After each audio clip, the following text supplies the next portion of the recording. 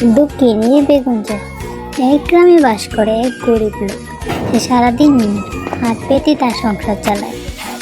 একদিন গরিব লোক বসে ভাবতে লাগলো, সারাটা দিন হয়ে গেল, এখন পর্যন্ত কিছু খাইনি, কি যে করবো বুঝতে পারছি না।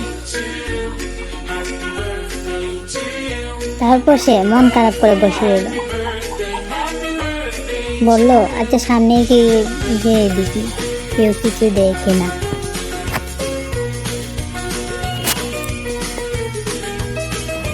আর এদিকে মন তার বাড়িতে বসে রইল। বসে বসে ভাবতে লাগলো কি করে তার জীবন চালাবে। এটি সময় চলে আসলো বৃদ্ধ লোক মনের বাড়িতে।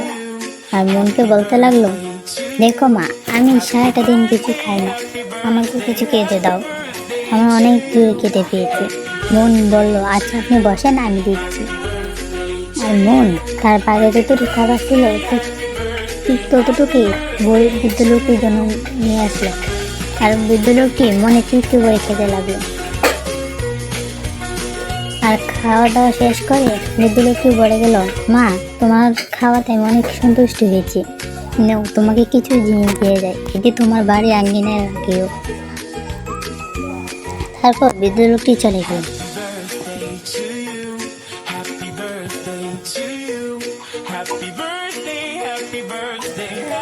আর মন ভাবতে লাগলো, এই বীজগুলো আমি আমার বাড়ির আঙিনায় লাগাই, দেখি বেগুন গাছ যদি এটাতে হয়। এভাবে কিছুদিন চলে গেল। একদিন মন তার বেগুন গাছের কাছে গেল। আর গিয়ে দেখলো ওখানে অনেক অনেক বেগুন ধরেছে। আর মন ভাবলো, আর আমাকে না খেয়ে থাকতে হবে না, উপরওয়ালা চাইলে সবই সম্ভব। তারপর মন তার জীবন চালাতে লাগলো হাসি খুশিতে। এভাবেই চলে গেল মনের জীবন। বন্ধুরা, মনের মতো তোমরা অন্যজনকে সাহায্য